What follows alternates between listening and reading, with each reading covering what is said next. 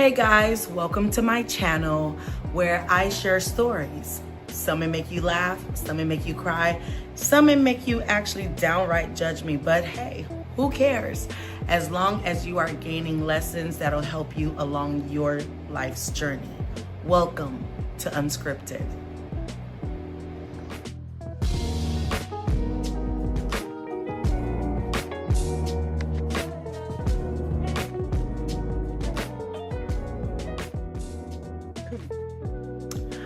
All right, you guys, so tonight won't be long at all. I'm actually cooking. I'm craving chicken gizzard, white rice, and cabbage. So that's what I'm cooking for tomorrow. I'm gonna eat a little bit tonight, but I'm gonna also bring some to work with me tomorrow. So for tonight's episode, I had like few stories that I was toying with to share with you. But I did forget that I asked some of my friends, were there questions that they thought that I should probably answer?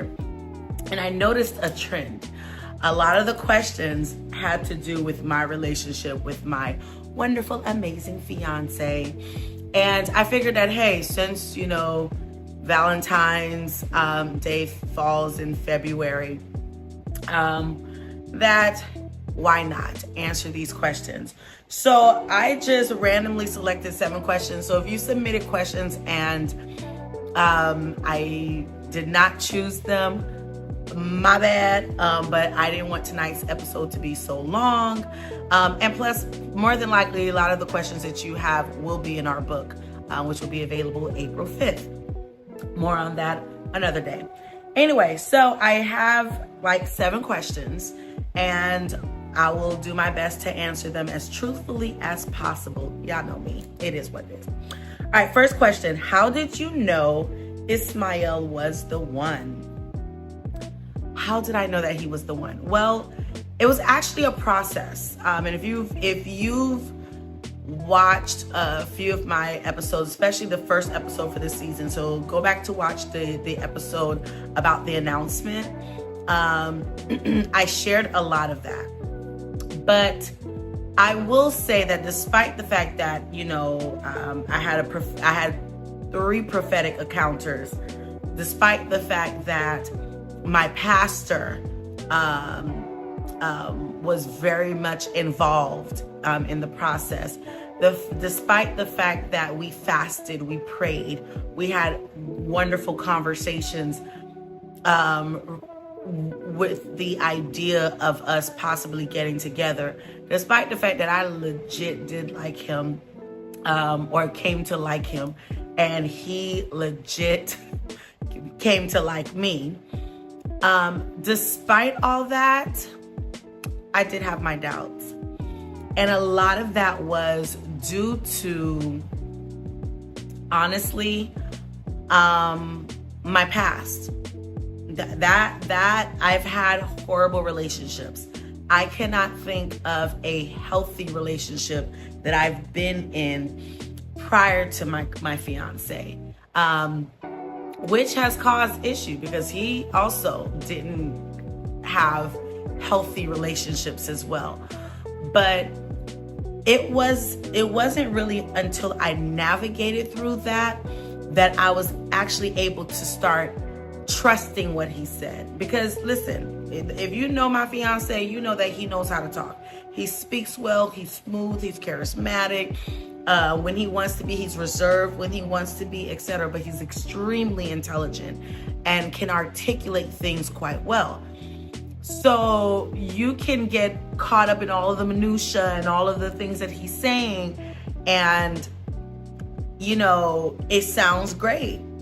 And in his case, it is great. He's being genuine. But I've been there, done that, and yet the guys betrayed me and mistreated me, etc. So it took some time. It really did take some time for me to navigate through some of that.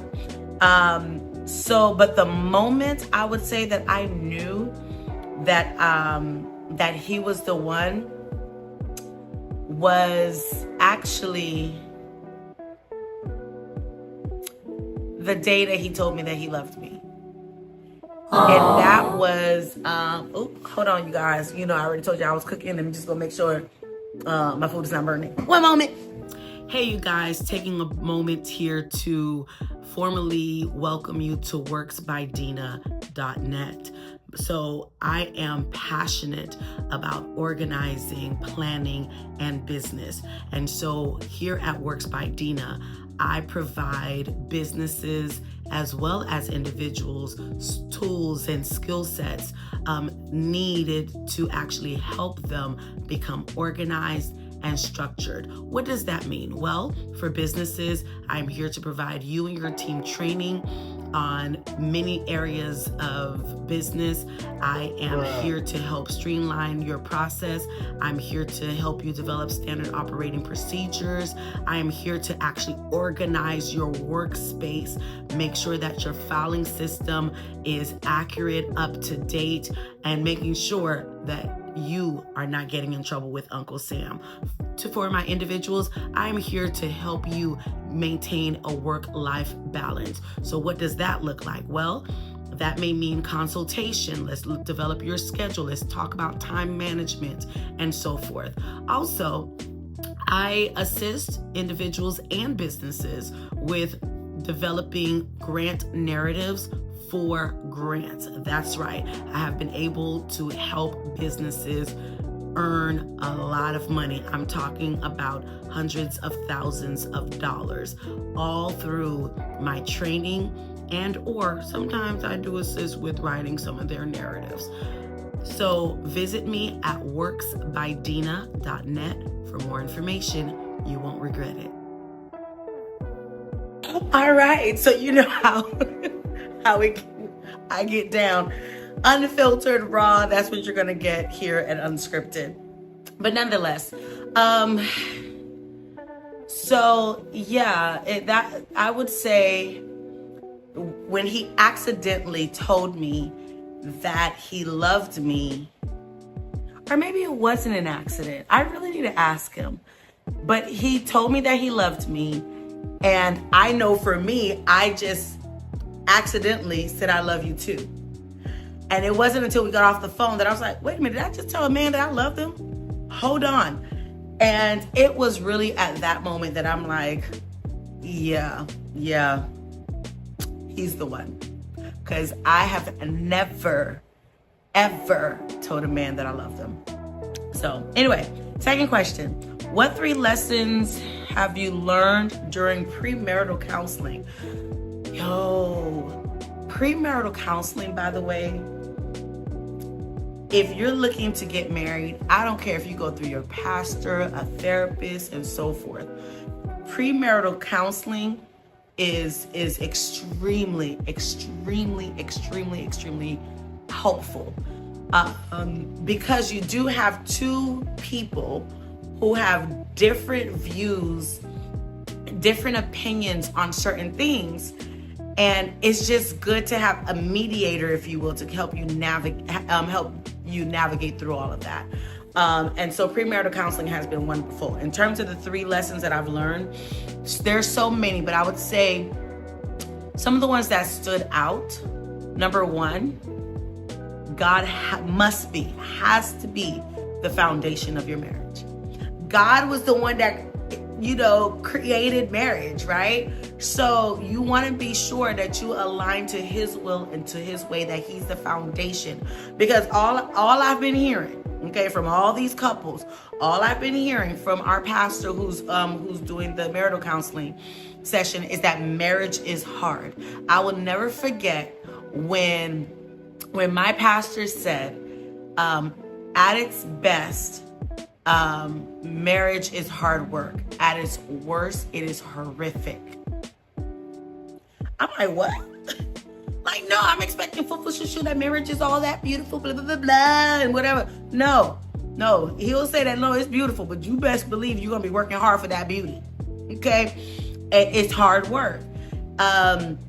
So to help with that, keeping God first is at the center of the marriage is crucial. Second thing he says, keep all the in-laws out. Keep them out of your business, whether it's mother, father, sister, brother, whatever. Friends, keep them out of your marriage. And I am taking heed to that, because, hey, they're the expert. I've never been married before.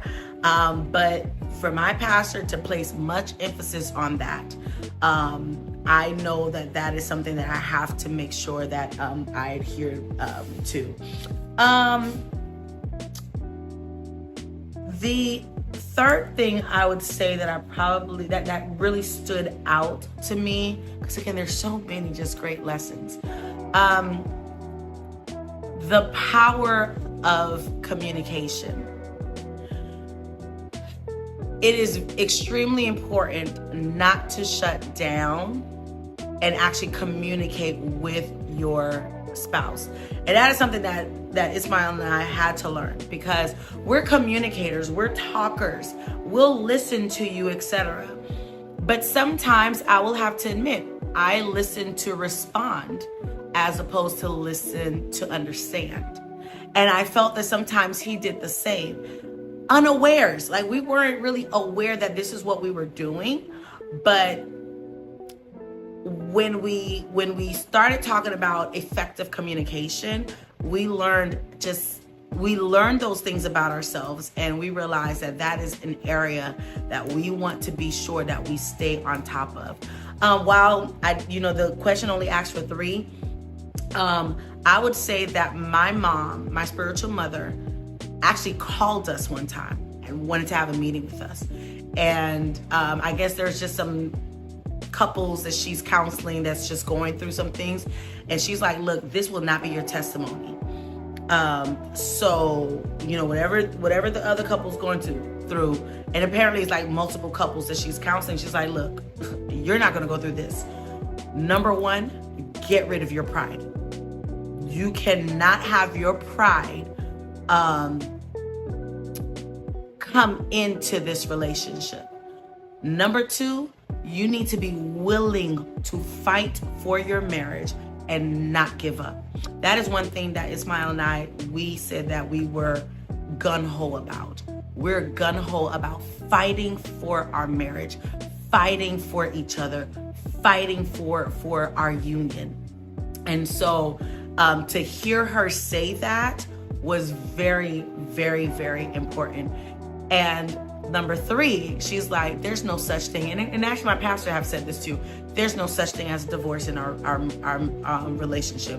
We cannot even utter the word divorce. We just need to figure it out. And we need to align ourselves to the will of God. And by us aligning ourselves to the will of God, then I don't have to be concerned about, is he going to betray me? Primarily, is he going to cheat? Is he going to do this? Is he going to do that? Am I going to do this? Am I going to do that? So those are some lessons. Number 3, why get married so soon? First of all, I'm in my 40s. Okay. I don't know. What's this so soon thing? I'm assuming that the person, because considering that these people know me, or are acquaintances or of mine, I'm assuming that this person is asking this question in terms of the short engagement. So as I stated in previous videos, I was proposed to December 17th, 2024, but we are getting married April 5th, 2025. So that's about 4 months, 4 months engagement. And the reason why we're getting married so soon, because we're grown and we want to get married. It's not about sex, because I know that's, a lot of people, are assuming. It's not about sex. And yes, we're reserving ourselves for marriage, but it wasn't really about that. It was more so about why stretch it out? Why elongate it? If we're able to have a modest wedding, because we're not doing anything extravagant, a modest wedding. If we're able to do a modest wedding and be able to do it sooner rather than later, why wait?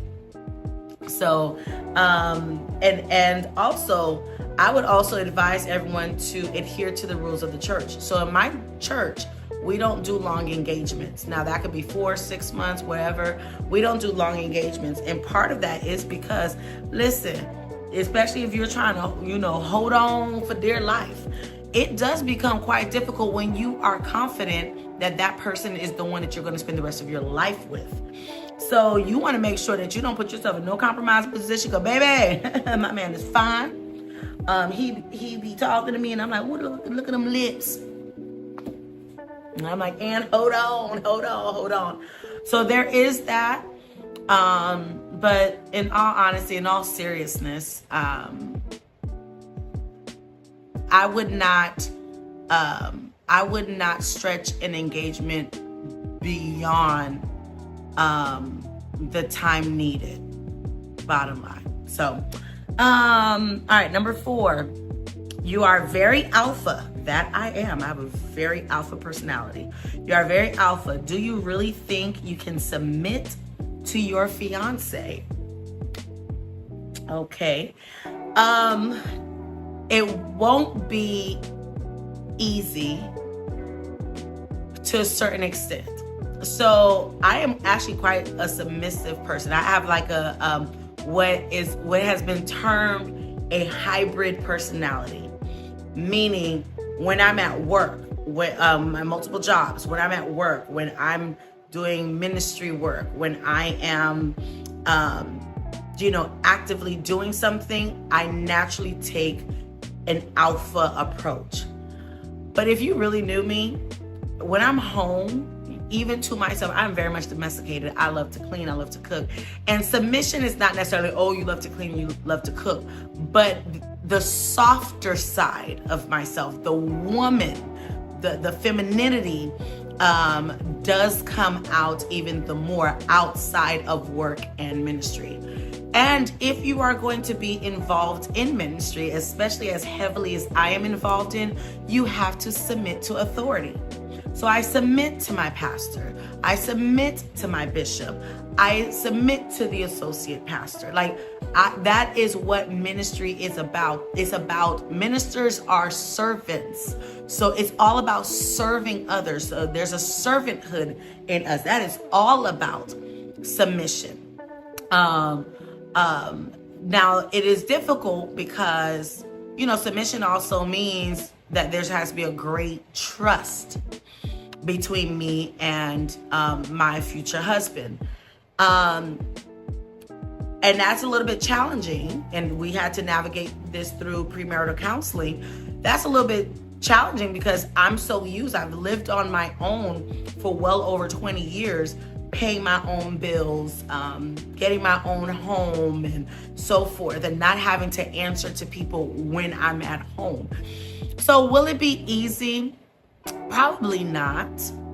That's probably why God, made sure that it was placed in his word that wives, you have to submit to your husband. But at the beginning of that, in Ephesians, it says husband and wife submit to each other. And so, we can't just gloss over that. We really cannot. But do I think I can submit to my fiance? Ultimately, yes. Do I think it's going to be easy? I don't think it's really in our nature to really want to submit. But we could thank Eve for that. So, we have to submit. And if God is going to be the foundation of our marriage, if we're wanting to make sure that we are aligned to the word of God, then I'm going to have to submit and trust my husband. Just like I expect him to consider me and love me as he is commanded to do. So, this is sweet. How is the wedding day planning going? I know you're a planner, and you try not to stress, but how is it really going? Wedding planning is going okay. I'm not stressed. That's one of the things that I'm actually happy about. I am not stressed. But to be honest with you, I'm ready for it to be over because and the issue is I look at wedding planning as a project, and I work at a fast-paced company, And so everything is done quickly. So dragging this along is a little bit annoying. But I am trying to enjoy the pockets of moments that I can. What I really do enjoy is the moments that Ismael and I, we actually just sit down and we discuss the wedding. Because he's very much involved, and I actually love that. Some people are like, no, you know, the wedding's really for her, honeymoon's for him. I'm like, no, this is our wedding, and it will be our honeymoon. It's ours. And so I'm happy that he's very much engaged into the planning process. So I actually look forward to our Sunday in between service dinner / wedding planning sessions, and some of our chats throughout the week. So wedding planning is not going too bad. What things have you learned about yourself through your relationship with Ismael? What have I learned about myself? I've learned that it is, like I said, is important for me to listen to understand and not necessarily listen to respond. I've learned that it is okay to trust a man with your heart. I've learned about myself that while I was very much content and fulfilled in my singleness, I really was not called to be single. I've learned that I can love somebody. I can love a man. I can be affectionate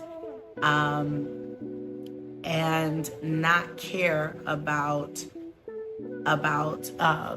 exterior influences or outside voices and opinions and so forth. So I've learned about those things about myself.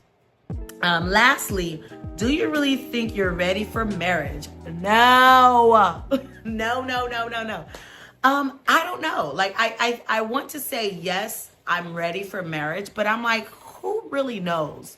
What I do know, and perhaps this is the reason why I can probably confidently say, yes, I'm ready for marriage.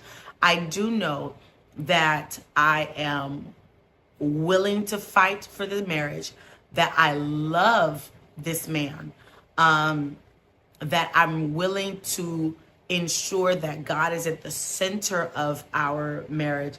And my goal is to be sure that I align myself with the Word of God in terms of what a wife is. I love the fact that we have goals, that we have things that we want to accomplish and so forth. And rather quickly, we're not looking to drag our feet. We're getting some of these things done. So because of those things, I would say, yeah, I think I'm ready for marriage, but you know, we'll see. All right, you guys. So that is all for this evening. Thank you for watching. Make sure that if you have not already done so, make sure that you subscribe to my channel. You follow me on my social media platforms on Instagram and Facebook. Works by Dina. Works by Dina. Interested in promoting your business, want to connect, email me at worksbydina@gmail.com. worksbydina@gmail.com. Make sure that you hit that notification bell so that you don't miss out on any episodes. And share this this platform to your loved ones. They won't regret it. Deuces.